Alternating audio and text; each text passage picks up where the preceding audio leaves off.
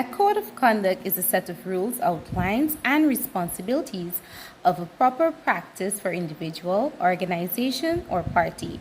It is a related concept including ethnicity, honor, and moral codes.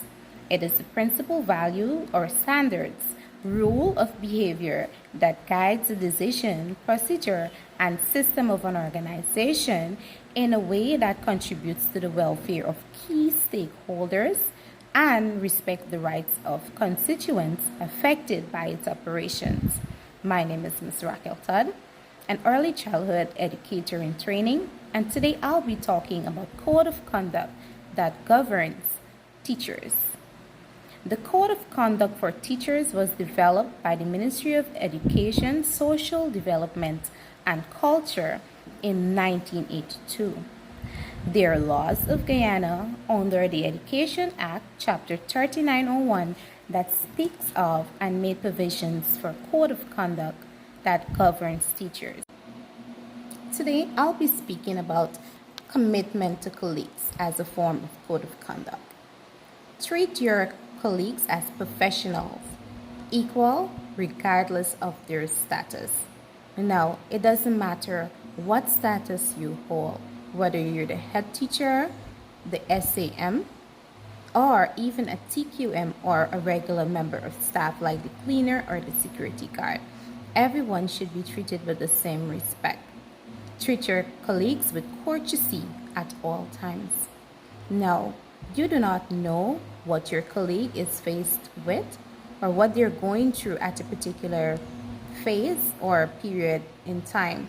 So, it is always the best option to treat your colleagues with courtesy. Keep a smile on your face, speak politely at all times, and as often as possible, offer a lending hand where it's needed. If you are the head, behave in such a manner that you earn respect.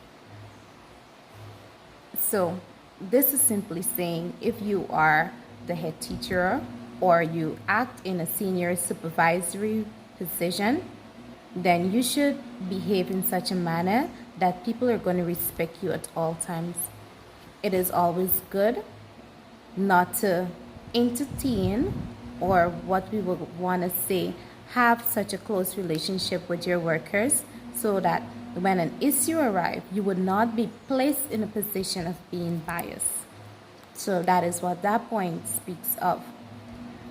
Then it says, if you are the deputy or senior master or mistress, hold a balance between the head and other member of staff.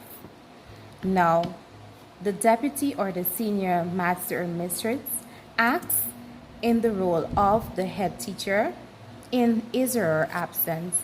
So you should hold that gap there. It simply means that you should act in such a manner that at any point in time that you're called to act or to represent your school in the capacity of the head, you're able to do so, meaning you're able to perform your task diligently and you're well aware of what the conditions are.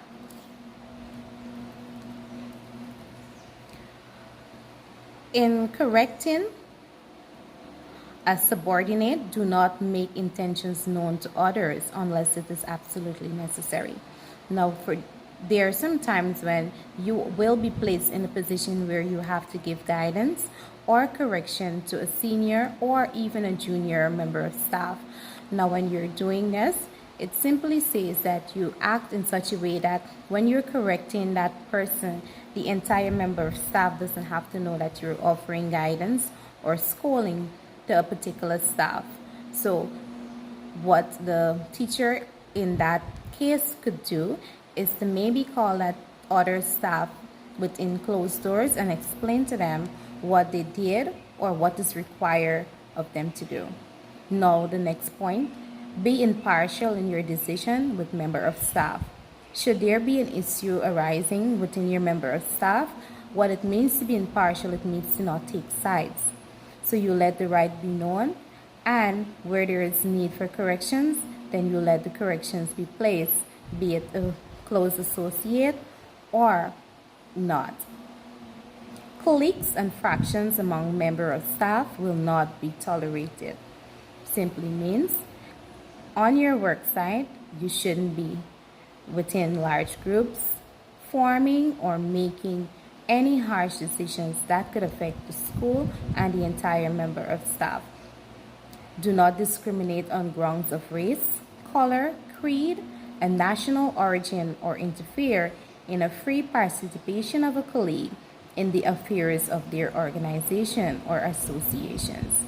Simply mean, do not get between somebody because of their race. You cannot discriminate between your member of staff because that person is a particular race or that person chooses to associate themselves with a particular organization to which you are not comfortable or you do not support.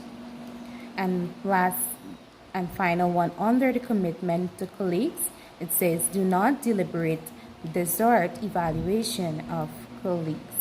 Simply mean if you are being placed in a position where you have to do the evaluation of a particular member of staff, then it is your responsibility to keep that confidential and do not spread it among the entire member of staff. Again, this is Ms. Raquel Todd, and I'm speaking about code of conduct that governs teachers. Thank you.